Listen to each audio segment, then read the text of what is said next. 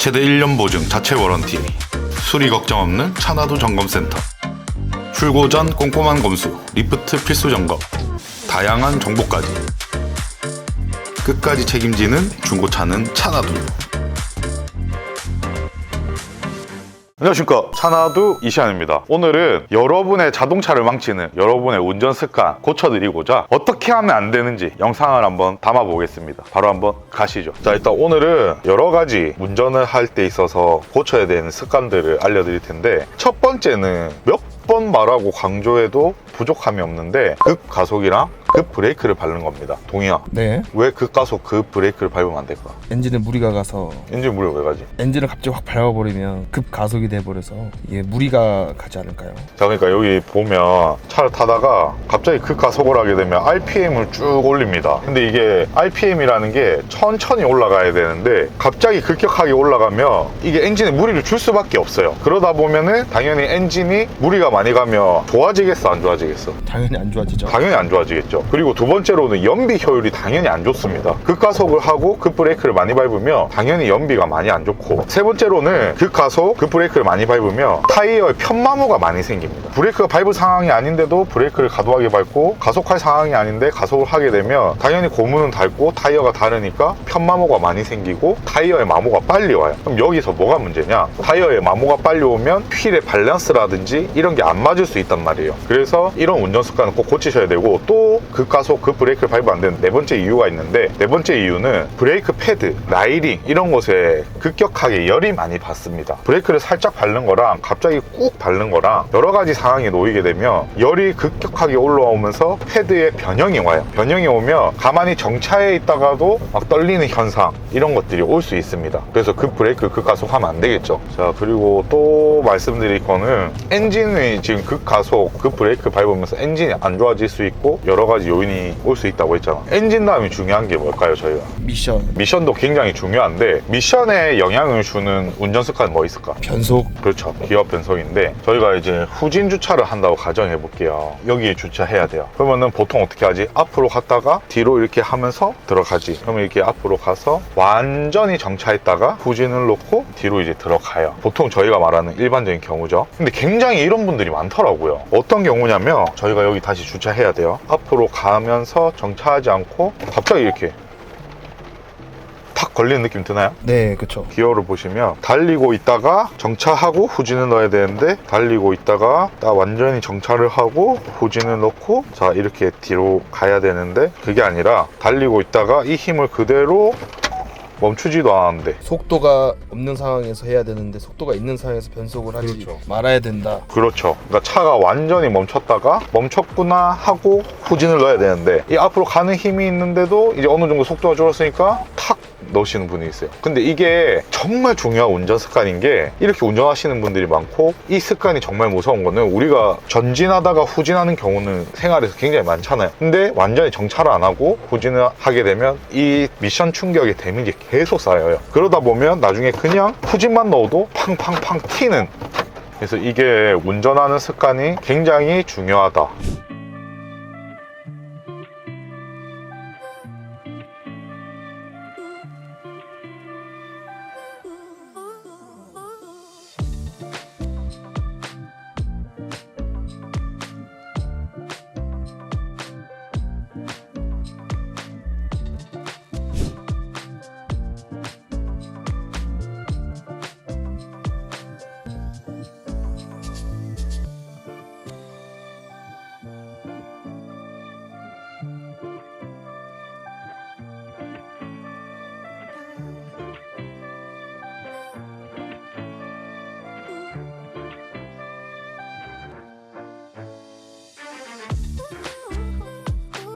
이렇게 한번 보여드렸는데, 확실히 두 번째는 좀 떨리는 게 화면에도 나오나요? 네, 차가 흔들리는 게 화면에 담겼어요. 이렇게 계속 충격을 주게 되면 미션에 데미지를 받습니다. 그리고 세 번째로는, 정말 이것도 중요한 습관 중에 하나인데, 운전할 때 가속 방지턱을 많이 만나요. 조금 좋은 차 타시는 분들, 내 차의 승차감이 좋고 서스펜션이 좋다, 그래서 속도를 안 줄이고도 스무스하게 잘 넘어간다, 이런 분들도 있단 말이에요, 차종에 따라서. 근데 가속 방지턱을 넘을 때 멈추지 않고 있는 속도 그대로를 넘는 거는 굉장히 차체에 데미지를 많이 줍니다. 저희가 뭐 한 50km, 60km 달리고 있는데 가속 방지턱을 넘는다고 생각해 보세요. 그대로. 그러면은 차가 많이 흔들릴까요? 안 흔들릴까요? 많이 흔들리죠. 많이 흔들리죠. 사실 이 차로 50km, 60km의 가속 방지턱 넘을 생각하겠어? 절대 안 하는데 조금 좋은 차 타시는 분들은 고급 세단, G80, G90 뭐 이런 거 타시는 분들, 그런 분들은 내 차가 좋기 때문에 묵직하고 방지턱 넘어도 스무스하게 넘어가잖아. 네. 그러면은 뭐 어때? 하고 이렇게 넘으시는 분들이 많은데 굉장히 내 차에 안 좋습니다. 정말로 안 좋아요. 방지턱을 넘어볼 건데 속도를 줄이지 않고 한 3, 40km대로 한번 가보겠습니다.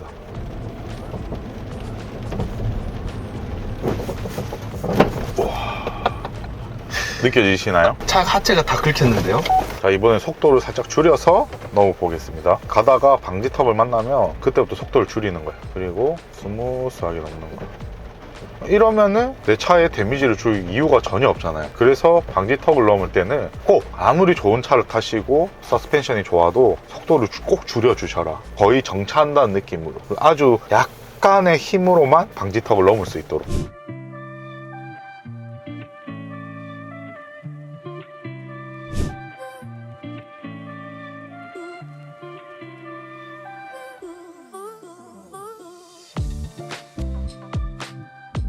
이제 가속 방지턱을 세게 넘고 좀 약하게 넘고를 보여드렸는데 세게 넘을 때는 굉장히 좀 차가 많이 떨리고 위험해 보이지 않나요? 네, 하체가 다 긁히는 소리가 들리네요. 내 차에 정말 안 좋은 영향을 주는 운전 습관이고 위험한 행동입니다. 그래서 가속 방지턱은 괜히 있는 게 아니에요. 가속하면 차 망가지라고 있는 거면 진짜로. 그래서 가속 방지턱 넘을 때는 조금 조심해서 넘으시면 내 차에 정말 좋다라고 말씀을 드리고, 그리고 마지막으로 말씀드릴 거는 여기도 보면 지금 기름 경고등이 들어와 있어요. 그렇죠? 기름이 많이 없다는 건데, 기름을 많이 안 넣고 운행을 하다 보면 특히 또 요즘 차들은 운행 가는 거리가 나와요. 기름이 많이 없어도. 그 운행 가는 거리가 한 50km 미만이다. 그 상태로 계속 운행을 하신다고 하면 차 엔진에 그것도 굉장히 무리를 주는 행동입니다. 그래서 항상 주유는 중간 이상은 유지하게, 너무 풀로 다니면 또 연비 효율이 떨어져요. 그것도 너무 건강하진 않는데, 항상 이제 계기판 경고등에 주유 등이 들어온다 이런 분들은 이거는 꼭 좀 유념하셔야 됩니다. 항상 절반 정도, 최소 3분의 1 이상은 기름 게이지를 유지하면서 운행하시는 게 좋습니다. 그리고 기름을 넣을 때도 주유소에서 꼭 엔진을 안 끄고 넣는 분들이 있어요. 너 엔진 끄고 넣어? 전 시동 끄고 둡니다. 근데 안 끄고 넣는 분들도 많더라고요. 근데 그것도 굉장히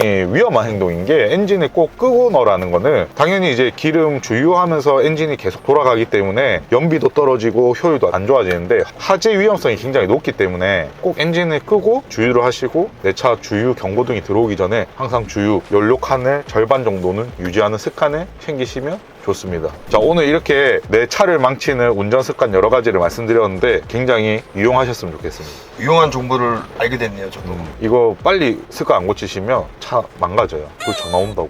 알겠습니다. 저번 달에 사갔는데 차 고장 났다고. 그 습관이 고장 낸 걸 수도 있습니다, 여러분.